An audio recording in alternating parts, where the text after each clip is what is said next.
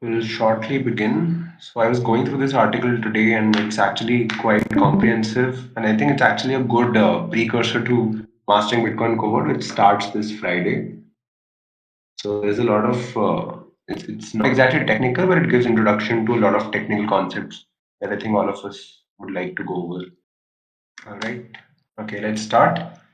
Let me know if the font size is correct. This should be good in my opinion. But yeah. So we're beginning, we're halfway through the book, gradually, then suddenly. It's an article series by Parker Lewis, which was written in August and September 2019. And I think it goes over very basic concepts of Bitcoin, but in a way which explains and introduces technical concepts in a very lucid manner. And it's a good historical lesson because a lot of the concepts of QE and the importance of Bitcoin is being highlighted more than ever. And it was written at a time where, at least in the mainstream, it was not very well understood. So we'll begin with part 8. Bitcoin is not backed by nothing.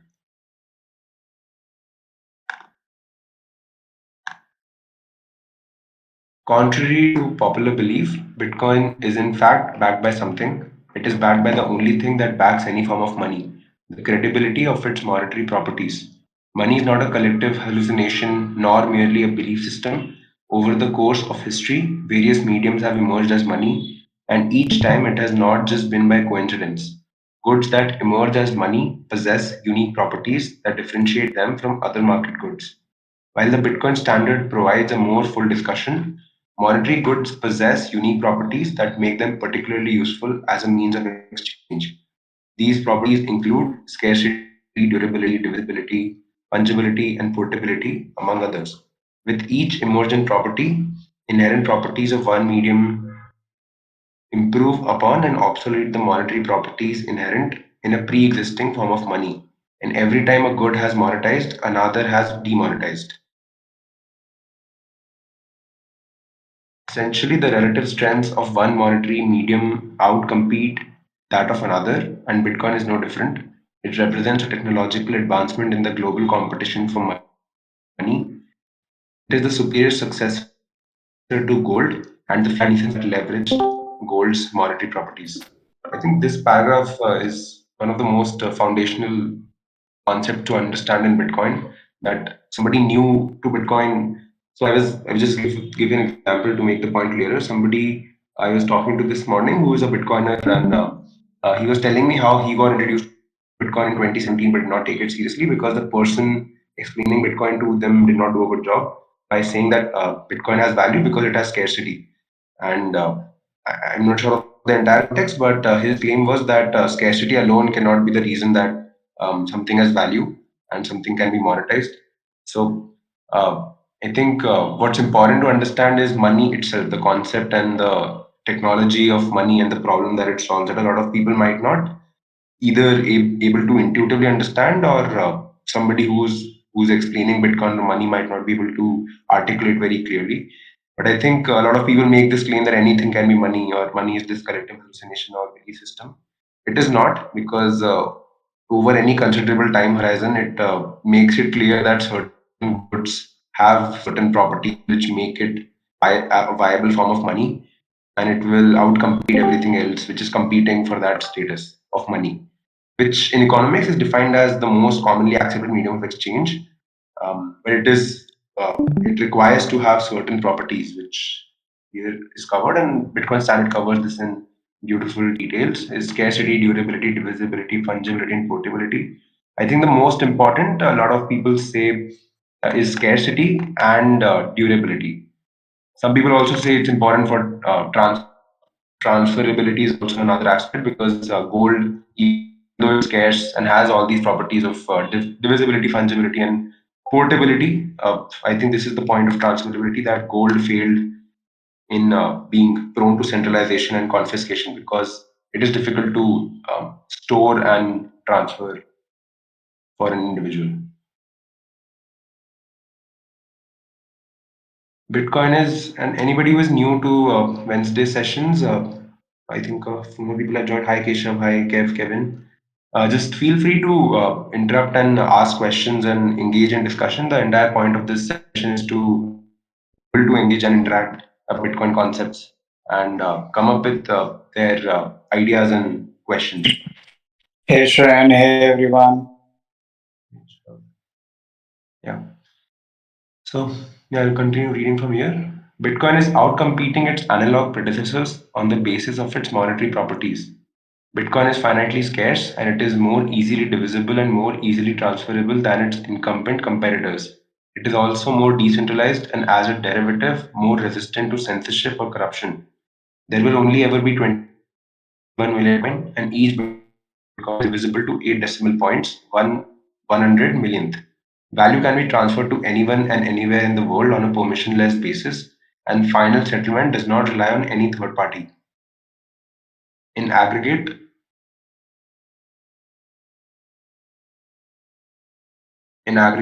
its monetary properties are vastly superior to any other form of money used today, and these properties do not exist by chance, nor do they exist in vacuum. The emergent properties in Bitcoin are secured and reinforced through a combination of cryptography, a network of decentralized nodes enforcing a common set of consensus rules, and a robust mining network ensuring the integrity and immutability of Bitcoin's transaction ledger. The currency itself is the keystone which binds the system together, creating economic incentives that allow the security columns to function as a whole. But even still, Bitcoin's monetary properties are not absolute. Instead, these properties are evaluated by the market relative to the properties inherent in other monetary systems. So, I'll try to summarize this in a way. If somebody has questions or can articulate it better, please do feel free. So I think one important point is that money itself sometimes cannot be understood in vacuum because every good and services can in a very rudimentary economy be used as money. You can use it as a means of exchange. But over time, certain goods with the properties we discussed, scarcity, durability, portability, and fungibility, emerge as the superior form of money and become the most commonly accepted medium of exchange, has scalability, which is that it can be sold for other goods and services easily compared to any other goods. So Bitcoin's monetary properties in the same essence are not absolute. It's not as if just because it's 21 million or decentralized or peer to peer or trustless, it is a good form of money. These properties are evaluated by the market participants for their own individual reasons, and they are always inherently in competition to every other form of money. So, just to touch a point which is tangential to this, that the transition from dollar to Bitcoin is a paradigm shift because of a simple property that Bitcoin is the only finitely scarce money or asset. And I think this article will cover that, but also because it is vastly superior to any other form of money in history. So it does good in so many metrics compared to any other form of money that its major value proposition comes as a form of comparison that it outbeats every other form of money that has ever existed. And sometimes for somebody who might not have the time or resources or for whatever reason to understand the technical basis and foundation of Bitcoin, I think even just comparison with other forms of money gives a good introduction to what the value proposition of Bitcoin is. Read from here. Recognize that every time a dollar is sold for Bitcoin, the exact same number of dollars in Bitcoin exist in the world. All that changes is the relative preference of holding one currency versus another. As the value of Bitcoin rises, it is an indication that market participants increasingly prefer holding Bitcoin over dollars. A higher price of Bitcoin in dollar terms means more dollars must be sold to acquire an equivalent amount of Bitcoin. In aggregate, it is an evaluation by the market of the relative strength of monetary properties. Price is the output, monetary properties are the input. As individuals evaluate the monetary properties of Bitcoin, the natural question becomes which possesses more credible monetary properties, Bitcoin or the dollar? Well, what backs the dollar or euro or yen, etc., in the first place? When attempting to answer this question, the retort is most often than not that the dollar is backed by the government, the military, guys with guns, or taxes. However, the dollar is backed by none of these. Not the government, not the military, and not taxes. Governments tax what is valuable. A good is not valuable because it is taxed.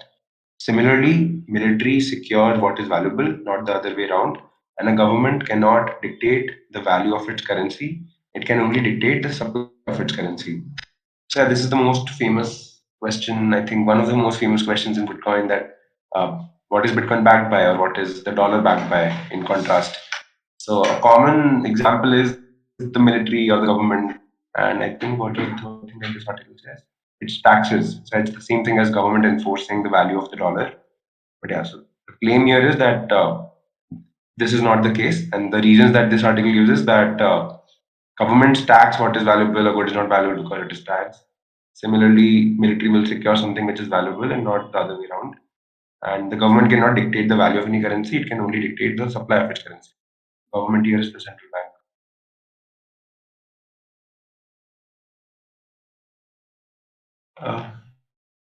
Venezuela, Argentina, and Turkey all have governments, militaries, and authority to tax.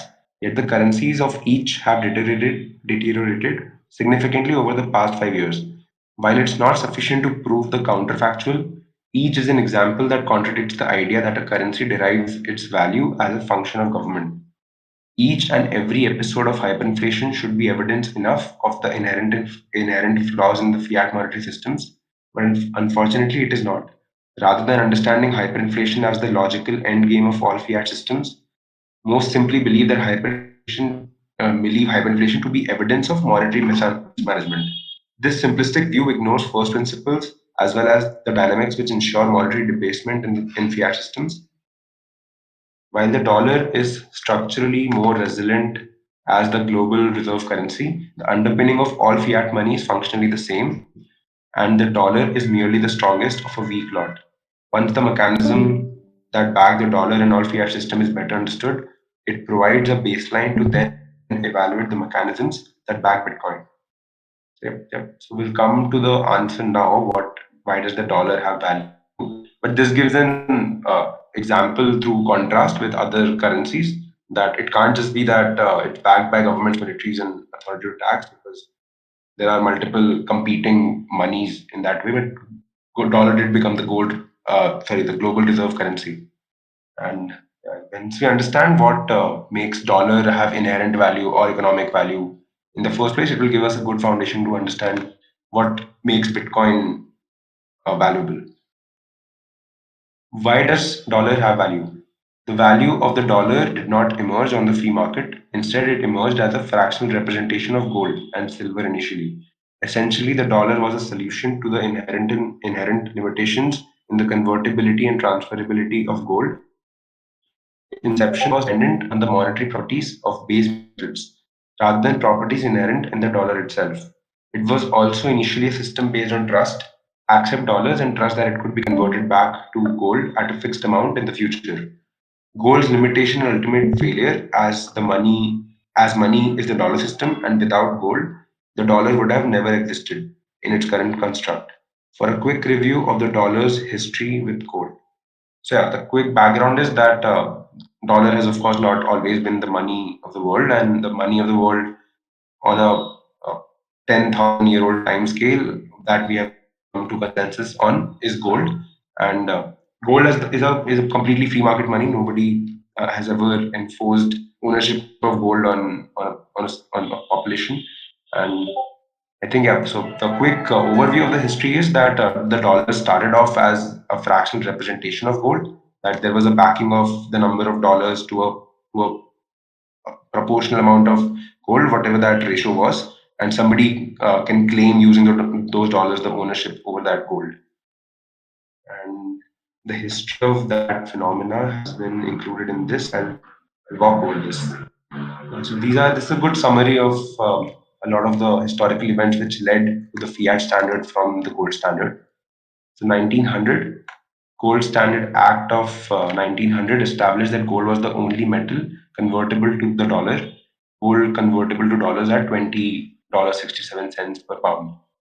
I think OZ is pound. Might be wrong. If somebody has a technically correct term, please let me know.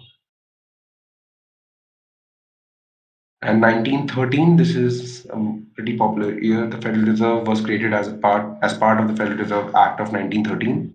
1933, President Roosevelt banned the fiat onboarding, saving of gold via Executive Order 6102, requiring citizens to convert gold to dollars at $20 67 cents per ounce or face a penalty in the form of fine up to $10,000 or up to 5 to 10 years imprisonment.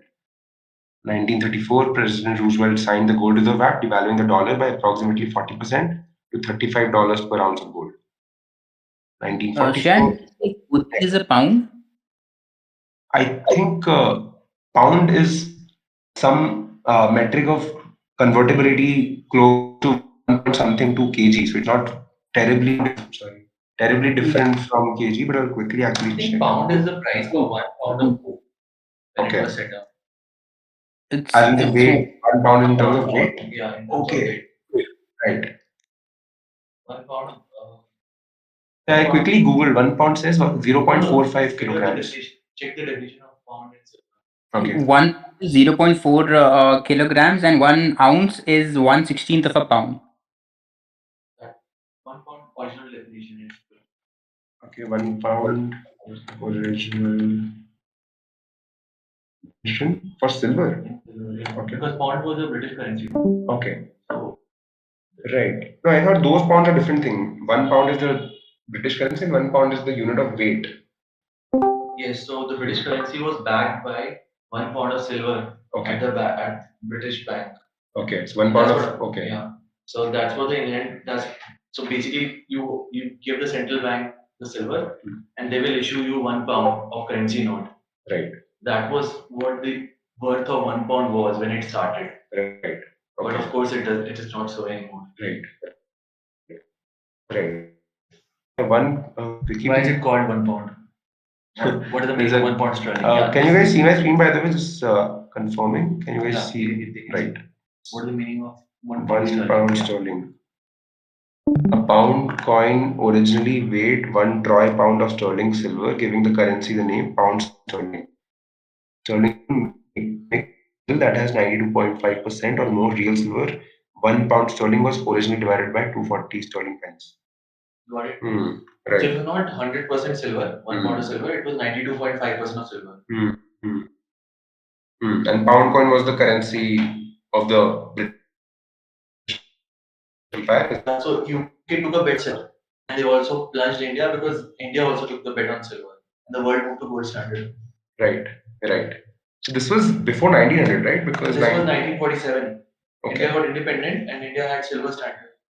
Okay. India borrowed silver standard from Britishers.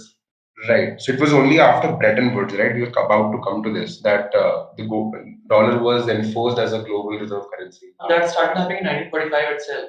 In 1945, after the World War, Right. US sort of started putting up all these world institutes, UN and other institutes. They started IMF building. and World Bank. Yeah. So they started and also oil was found in Saudi Arabia. And in 1945, the king of Arabia had a they started to have arrangements with United States, where United States started offering them military as a service. They did it for Japan and they did it for Saudi Arabia. And US was considered as a military superpower in 1945 after Allied power lost the war. Right. So won the war. Allied power won the war, and all these Axis powers lost the war. Right. So then US became the superpower. It started offering defense to every country.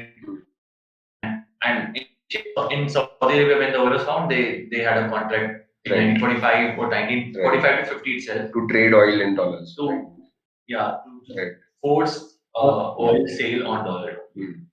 Actually, there was one last week. There was a kind of a flutter going on in Twitter saying that the contract has expired. Yes. But I listened to a few spaces and someone with a decent reputation in the oil market. He goes by the Anand Haji. So he categorically stated that there was actually no contract ever signed between US and the Saudi. It is actually in Saudis came to the conclusion that it is better they price their oils in the dollar based upon the dollars reserve status and their own their own liquidity issues and their own system. So he argues that there was actually no deal that was forced upon the Saudis by the US, and it was signed and it had an expiry date. So that's not true. Saudis actually hired some consultants and came to the conclusion by themselves that it is better for them to price their oil in dollars, and they don't have any intentions as of now to change it. Hmm. Yeah, I think when I read it, I like when I saw a documentary on this, I also didn't feel or see that US pressurized Saudi Arabia. Like they had a mutually beneficial arrangement, and I don't know for sure if this is what they had the end goal. They might have had because they are very smart people, but probably it organically just emerged. Yeah. It organically emerged, and Saudis periodically what he says is that Saudis periodically review the whole thing around oil, how it is priced, how it is traded around. And as of there are no signs or indications that they really want to move away from the dollar. Okay. Hmm. Some of the countries have started doing some trades outside of dollars, but I'm sure that that's not even a you know Yeah, market. the thing is that some countries have like China and Russia have started to settle their balances in gold, but there is no sign of a market for oil which is priced in some other currency other than dollar. So there is no market which in which oil trades in some other currencies. It's Hmm. all dollar, and the exchange value you can derive your own currency's exchange value from your currency's exchange value with respect to the dollar. Got it. Hmm. I think it's more a practical reality also, right? It's not as if it's in their hands. This is more a question than an assertion that because of the liquidity of the dollar, it's very difficult to use any other currency to monetize oil or and energy overall. Is that a correct, fair understanding? Yeah.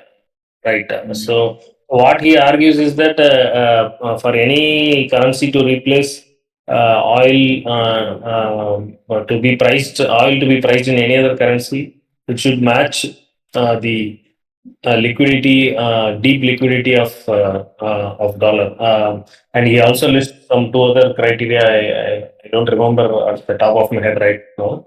I even posted that spaces in the general forum. So maybe I'll try to repost it here. It was very informative. Maybe Hmm. everyone can have a listen to. I'll try to post it in the chat now. Yep.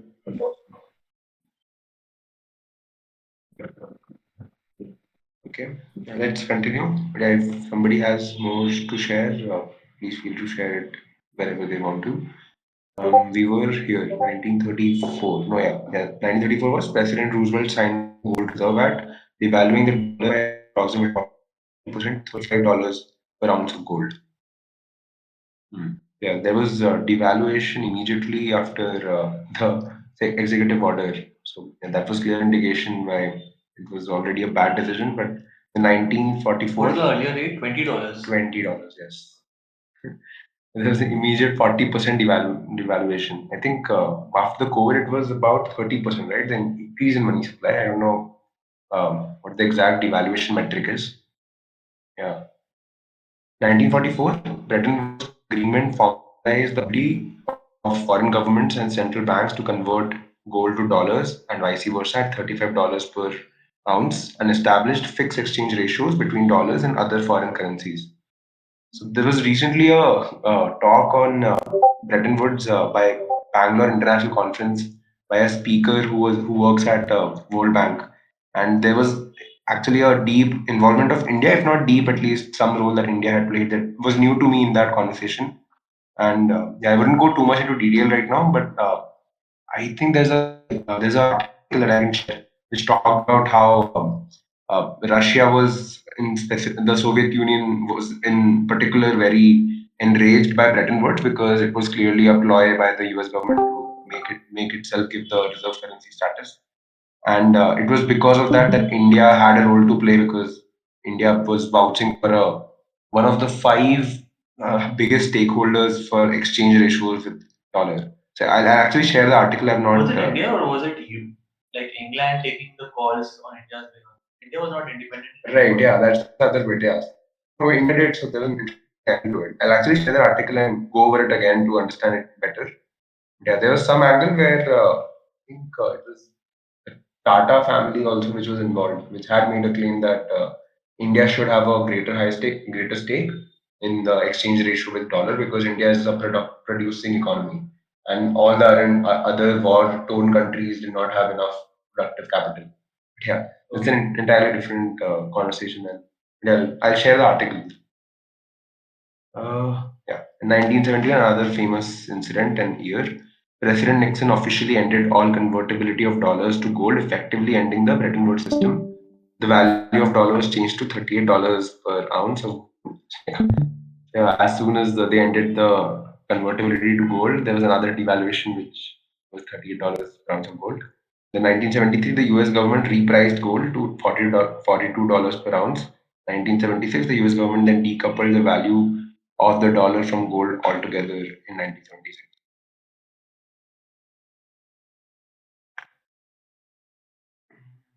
Over the course of the 20th century, the dollar transitioned from a reserve backed currency to a debt backed currency.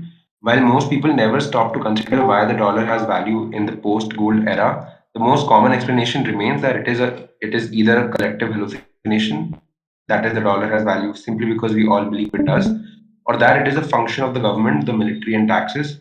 Neither explanation has any basis in first principles, nor is it the fundamental reason why the dollar retains value. Instead, today the dollar maintains its value as a function of debt and the relative scarcity of dollars to dollar denominated debt.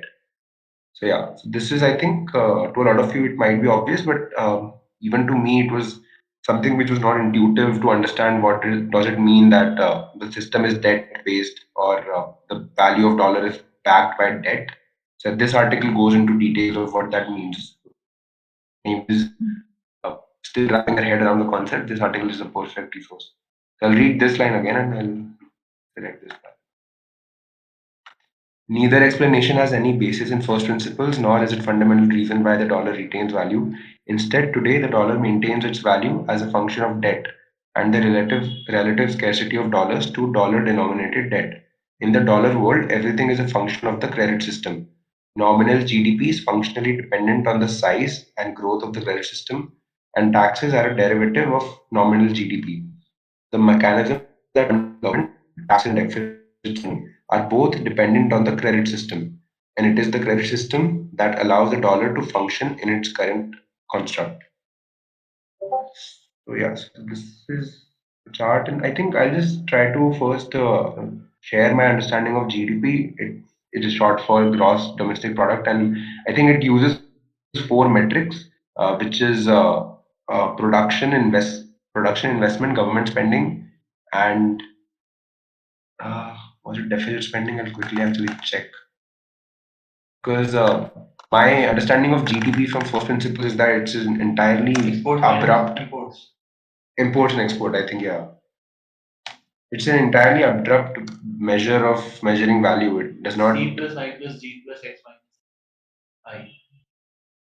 Okay, is that the formula? Consumption plus government expenditure plus investment Yes.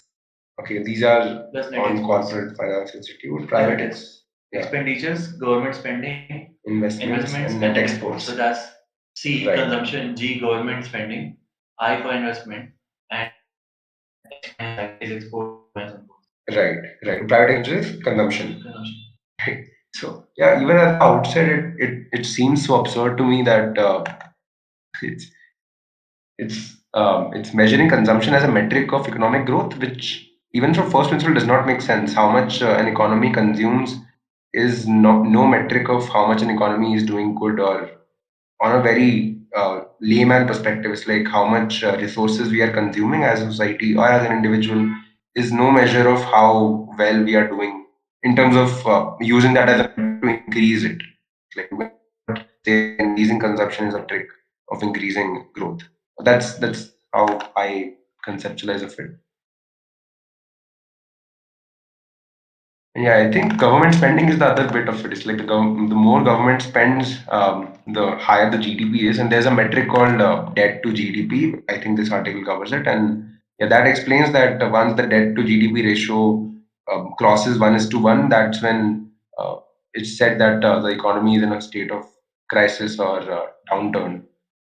This is the chart of US debt and US GDP. So the debt of the US government itself is increasing many folds compared to the GDP of the US. Yeah. So US debt system wide, it's a system wide debt, it's not just US government, sorry. And versus nominal GDP in trillions. The size of the credit system is several times larger than nominal GDP because the credit system is also orders of magnitude larger than the base money supply. Economic activity is largely coordinated by the allocation and expansion of credit. Right. The credit system is actually used larger than base money supply, and I think it's in part because of commercial banks also creating money supply. I think that's what's called M1, M2, M3 supply.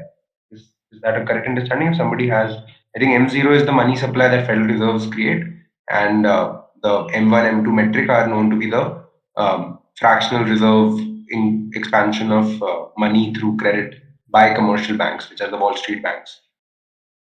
And yeah, Why is this that credit system is orders of magnitude larger than base money? I mean, that's given, sorry. right. Credit system is several times larger than nominal GDP. That is not clear to me. Why is that so? Is it because I think through a question that every time loan is created through a commercial bank loan, it does not add to nominal GDP because that's not a consumption or investment or government spending, but it is expansion of the debt itself or the credit itself. So my understanding is there's something called MV is equal to PQ, monetary, like the amount of money that you have in the economy and the velocity at which it travels defines the size of the GDP. So size of GDP is nothing but like the amount of money and the exchange of hands that money is going through. Like if you talk about Bitcoin economy, then the number of Bitcoin and the number of people through which that Bitcoin is changing hands. So that is the size of Bitcoin economy. So uh, if you have certain amount of money, you can issue more credit. For example, if you have M amount of money, probably 10M amount of credit can be issued because the system is such that like you put in M amount of money, they call it fractional. Yeah, fractional reserve banking. Fractional reserve You banking, can right? create So, more credit. money that really is in the system. So, for example, That physically exists. yeah, so that might be the reason why credit system might be orders of magnitude higher than nominal GDP because nominal GDP is made up of, I would say, money, and credit system will be made up of like the multiples of money that is available for like Right. availing as debt. Right. I think broadly that's what I feel. I think yeah, that's right. It's called the money multiplier effect, where M0, the base money supply, is not just the supply of dollars and the money multiplier effect to the use of fractional reserve banking. Anyone else has any point on this?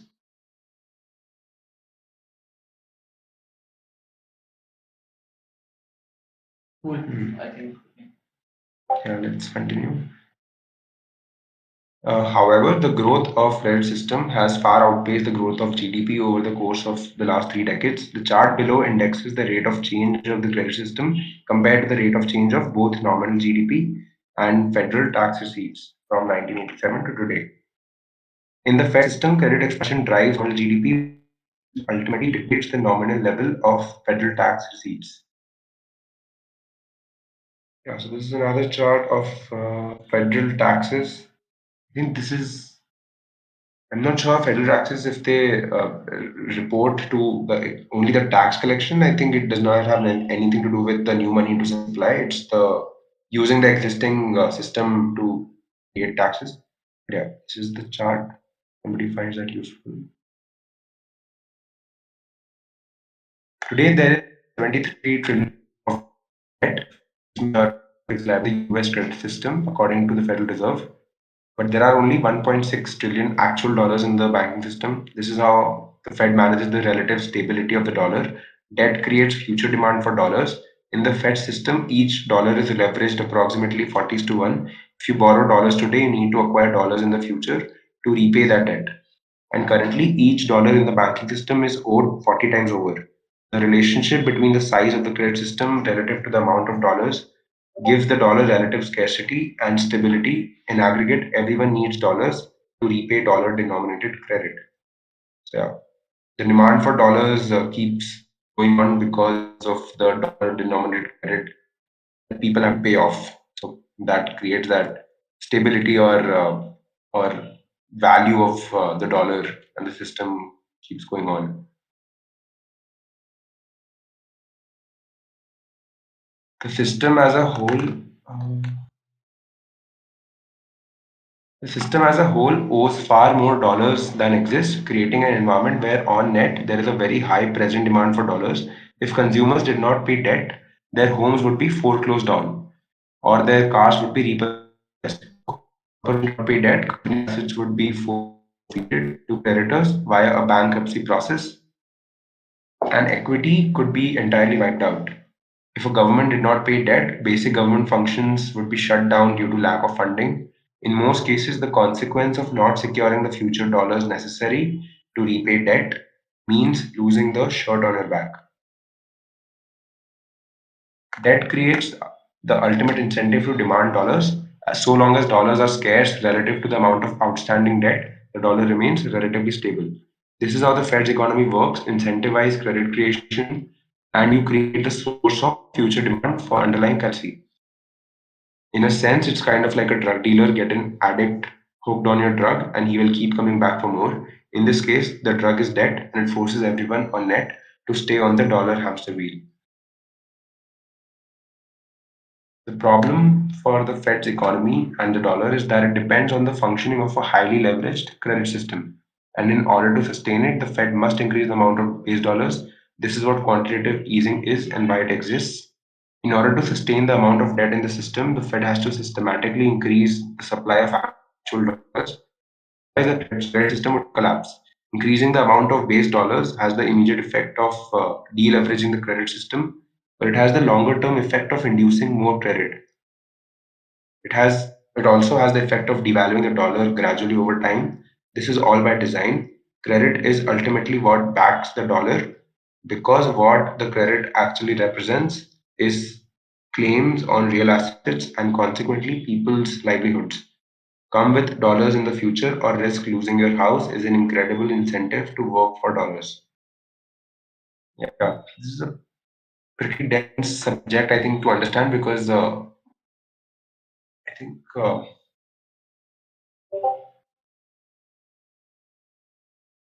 I mean, the system is eventually heading to a collapse with or without Bitcoin. It's not that the dollar, Bitcoin does better than the dollar because of some one or two properties, but simply because this hamster wheel is by design, as this article says that more credit creation is claim on real value, real in terms of that humans can use and consume.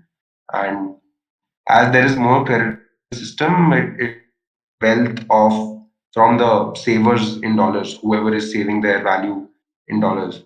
And without an alternative, they are forced to participate because uh, debt is the only way for them to sustain their livelihood. So that creates a demand for dollars. So creates that perpetuating cycle where it's literally impossible for anybody to break it.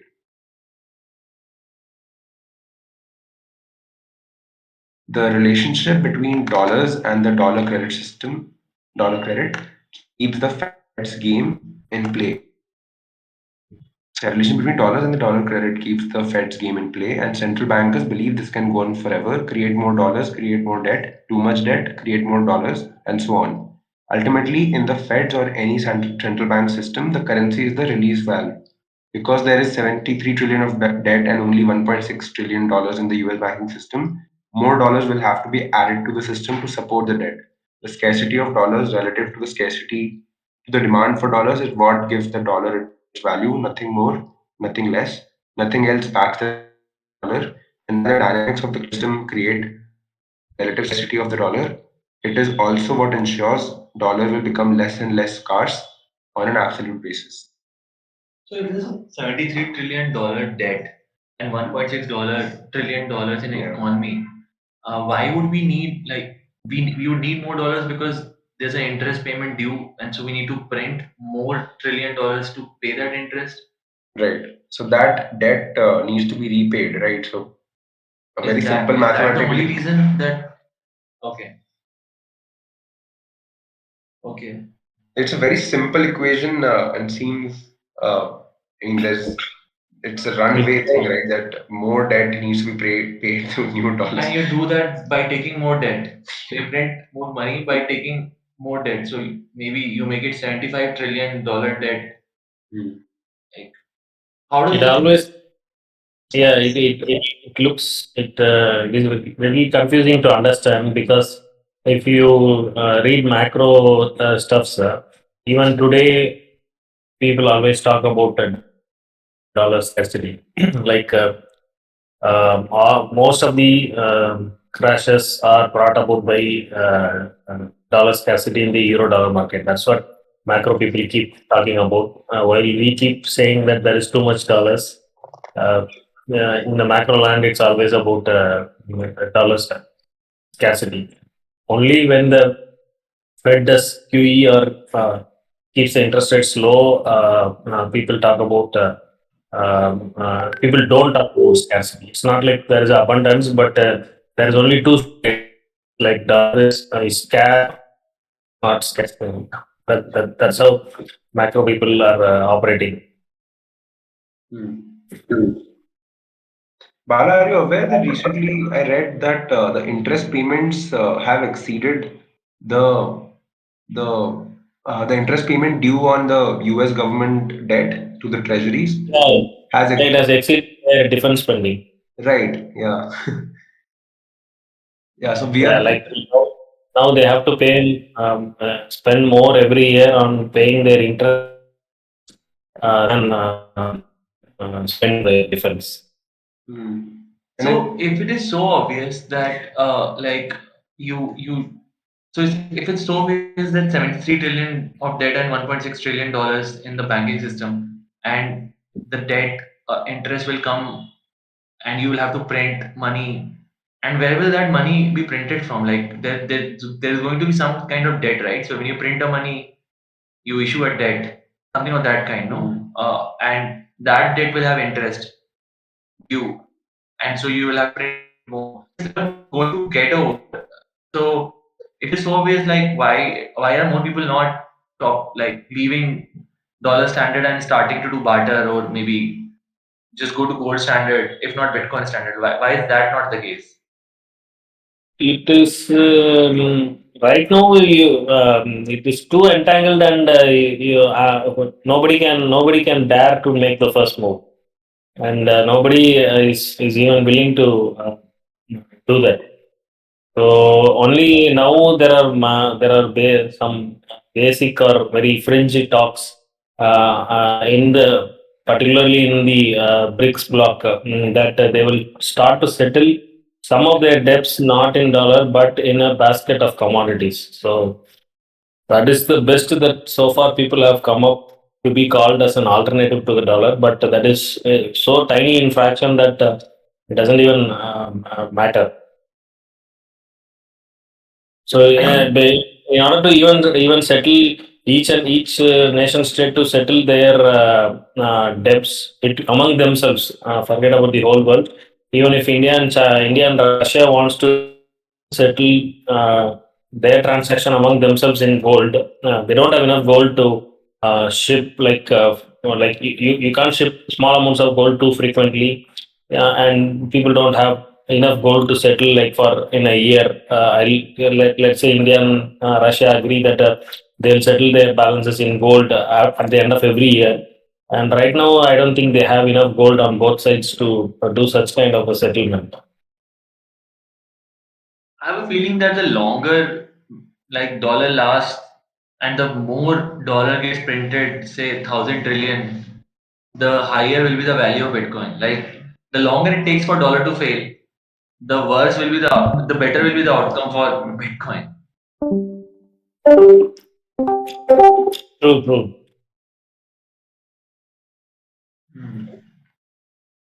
Yeah, I think the simple insight that the system is designed to break, and Bitcoin was just the glitch in the matrix that there is an alternative now for people to opt out.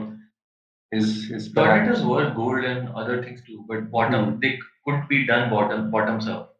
Like some major power to probably get back to dollar standard and then offer the world an option Gold to standard. gold standard and offer the world an option to use Hmm. their currency, Hmm. which is difficult to happen with US hegemony. But even just very objectively, it's very difficult to set up a clearinghouse mechanism with gold, right? That's my understanding that So you will have to trust on someone there else is issuing a new form of currency right, and right. Anyway, which will not happen. other than the U.S. government, which is the most stable Russia, US, trust, okay, stable form of but that will not happen simply because of corruption. right. If tomorrow another country keep dollar issue, they will again Hmm. be corrupt in due course of time and they will start printing money. Hmm. They'll start cheating the system Right, because the moment system has trust on your money, you will start cheating them. right, right, right. Yeah, yeah. Just sharing one point that I think the metaphor comes into mind that I think the famous saying that it's only the victors of war that write history. So it's not as if U.S. government is more stable, quote unquote, in terms of being a better government. It's just that they were war not to the monetary order. So in the current situation, there is no other form of government which is directly or form of institution which is directly competing with U.S. government itself as a form of trust.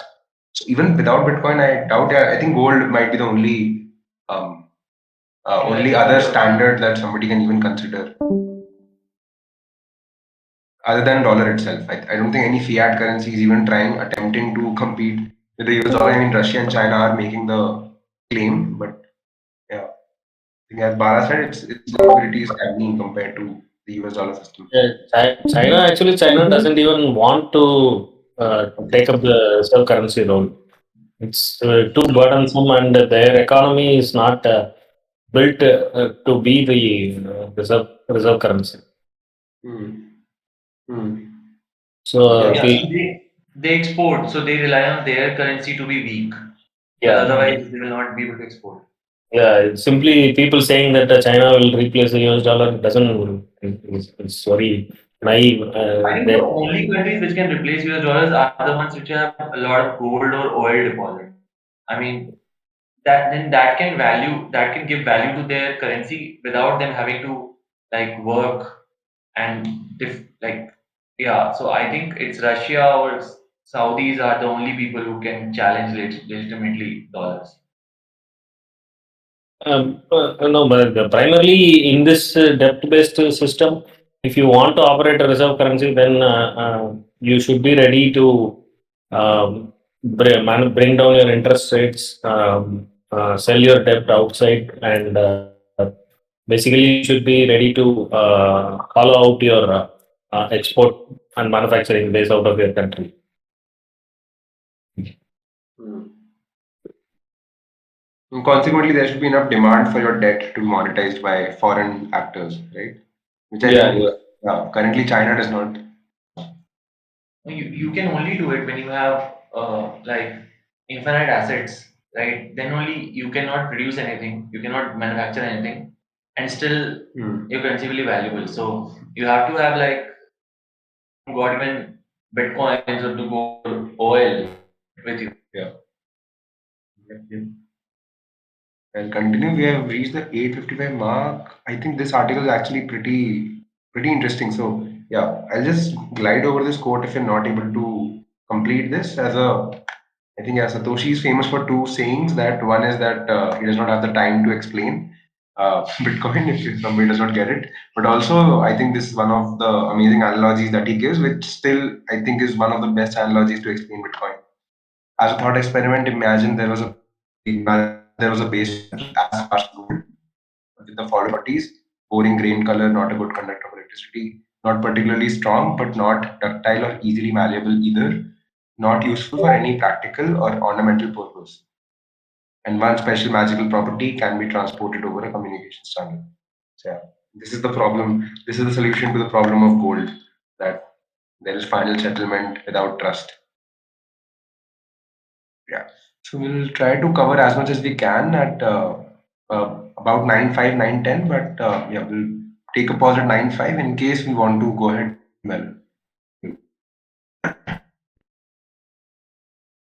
as is the case with any monetary asset, scarcity is the monetary property that backs the dollar, but the dollar is only scarce relative to the amount of dollar denominated debt that exists. And it now has real competition in the form of Bitcoin. The dollar system and its lack of inherent monetary properties provides a stark contrast to the monetary properties emergent and inherent in Bitcoin. Dollar scarcity is relative, Bitcoin scarcity is absolute. I think this is a very powerful few lines. Dollar scarcity is relative, Bitcoin scarcity is absolute. The dollar system is based on trust, Bitcoin is not. The dollar supply is governed by a central bank, whereas Bitcoin supply is governed by a consensus of market participants. The supply of dollars will always be wed to the size of its credit system, whereas the supply of Bitcoin is entirely divorced from the function of credit. And the cost to create dollars is marginally zero, whereas the cost to create Bitcoin is tangible and ever increasing. Ultimately, Bitcoin's monetary properties are emergent and increasingly unmanipulatable, whereas the dollar is inherently and increasingly manipulable. Money and digital scarcity. The hardest mental hurdle to overcome when evaluating Bitcoin as money is often that it is digital. Bitcoin is not tangible, and on the surface, it is not intuitive. How could something entirely digital be money while the dollar is mostly digital? It remains far more tangible than Bitcoin in the mind of most. While the digital dollar emerged from its paper predecessor and the physical dollars remain in circulation, Bitcoin is natively digital. With the dollar, there is a physical representation that anchors our mental models in the tangible world. With Bitcoin, while Bitcoin possesses far more credible monetary properties than the dollar has always been money for most of us, and as a consequence, its digital representation is seemingly a more intuitive extension from the physical to the digital world. While the dollar's basis as money is anchored in time, and while its digital nature may seem more tangible, Bitcoin represents finite scarcity. The supply of the dollar, on the other hand, has no limits. I think this anchor in time is the only reason that most people do not realize their hypocrisy or irony, that because Bitcoin is digital, it's difficult to understand or does not have value, or all sorts of arguments that people come up with. Because most of the money in supply, even in dollars and rupee and all fiat currencies, is digital. But I think it's just a remnant of human mind bias that because we have used cash notes, we think all digital forms of representation of fiat currencies are physical in our heads and not digital. But yeah, Bitcoin is the natively digital but finite scarcity money, which is in which the latter is the more important property to remember.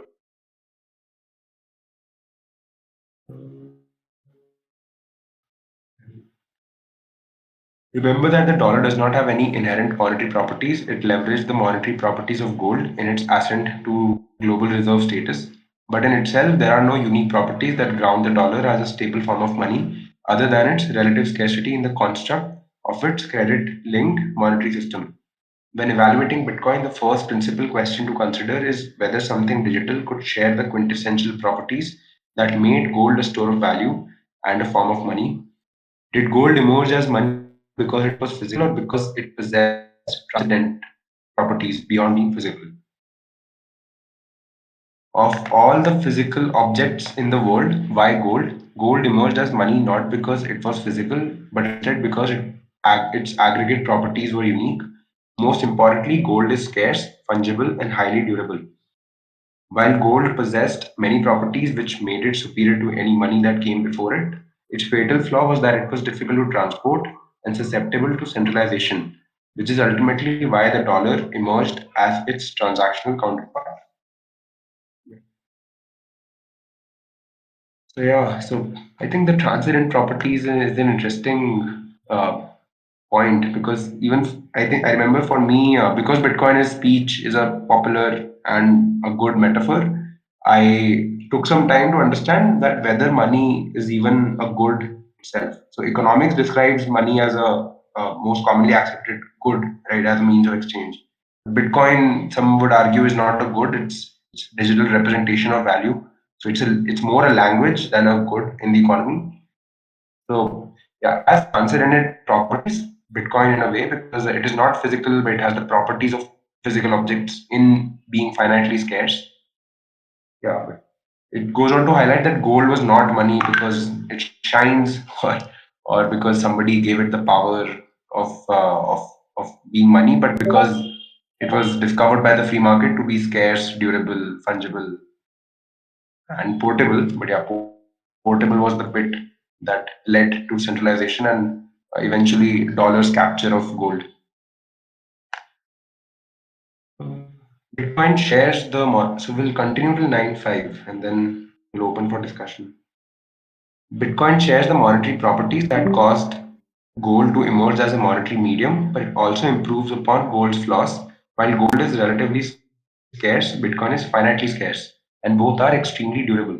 While Bitcoin is fungible, it is difficult to assay. Bitcoin is fungible and easy to assay. Assay, I think, means to verify the quality of the monetary medium. Gold is difficult to transfer and highly centralized. Bitcoin is easy to transfer and highly decentralized. Essentially, Bitcoin possesses all of the desirable traits of both physical gold and the digital dollar combined in one, but without the critical flaws of either. When evaluating monetary mediums, first principles are fundamental. Ignore the conclusion or end point and start by asking yourself if Bitcoin were actually scarce and finite, ignoring that it is digital, could that be an effective measure of value and ultimately a store of value? Is scarcity a sufficiently powerful property that Bitcoin could emerge as money, regardless of whether the form of that scarcity is digital?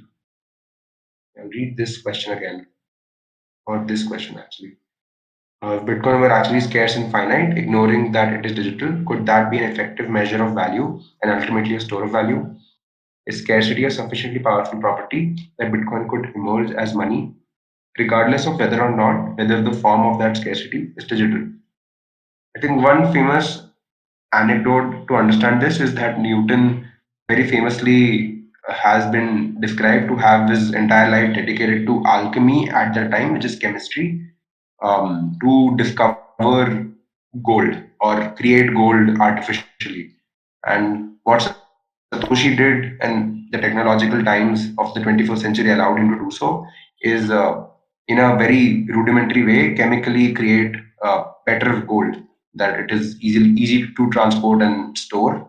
But I think from the lens of chemistry, it helps me create a framework that Bitcoin's value proposition is very simple, that it's like a physical object you hold in your hand. Nobody can steal it from you, confiscate from you, and it's finitely scarce. And yeah, this is where mathematics and software have to come in. How do you prove that it is finitely scarce?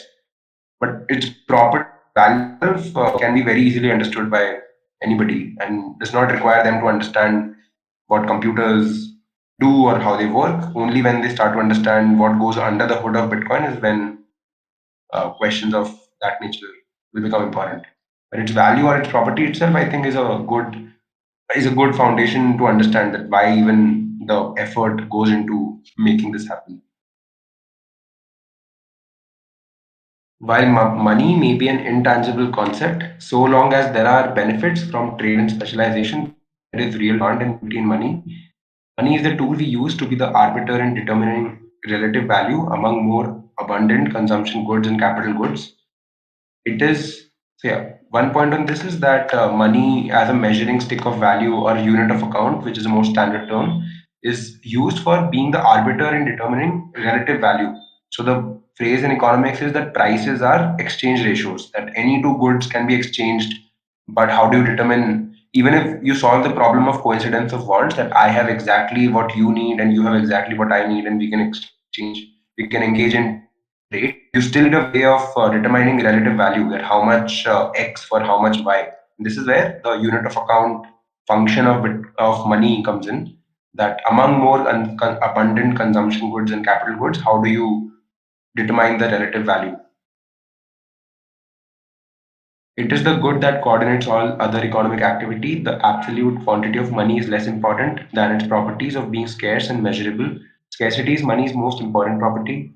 If supply of the unit of measure were constantly and unpredictably changing, it would be very difficult to measure the value of goods relative to it, which is why scarcity on its own is an incredibly valuable property, while the value of the underlying measurement unit may fluctuate relative to goods and services. Stability in the supply of money results in the least amount of noise in the relative price signal of other goods. I'll pause here. I think, Yeah. yeah, this session was pretty involved, so I think we can keep the rest of the article for the next session. This is a pretty long article, actually. Till now in the book, we have been able to cover one or even two in the last session article. Goes into a bit of details as well, but not too much. So I think, yeah, this article is actually something that I will recommend to somebody who is willing to engage in long form content but might not be of technical nature. We continue this in the next. Yes. Yeah, so we keep the floor open now for any discussion or any inputs from anyone. And we are also thinking about like opening up the lounge area for Yeah. weekend reads. No? I share with the group as well for the cohort that I think everybody might be aware, if somebody's not, that Bitshala is starting Mastering Bitcoin cohort from 28th. And if somebody's in Bangalore, we are thinking of keeping an open session for people to come here and engage in discussions for the specific week. And yeah, if you think in-person conversations and engagement helps you, then please do feel free to reach out to any of the Bitshala members. Yeah, there are two announcements in there. One is we are doing Mastering Bitcoin cohort on Friday. This starts this Friday. The second announcement is we have got a physical hub, physical place, and people who are participating in Mastering Bitcoin and they happen to be in Bangalore, they can also come and hang out with us on Fridays before the session. So in their study material, if they have doubts, if they want to discuss among themselves, also they can come and hang out at the lounge at our physical place. So yeah, so there's an offline presence also of Bitshala that is added for supporting the participants from next cohort.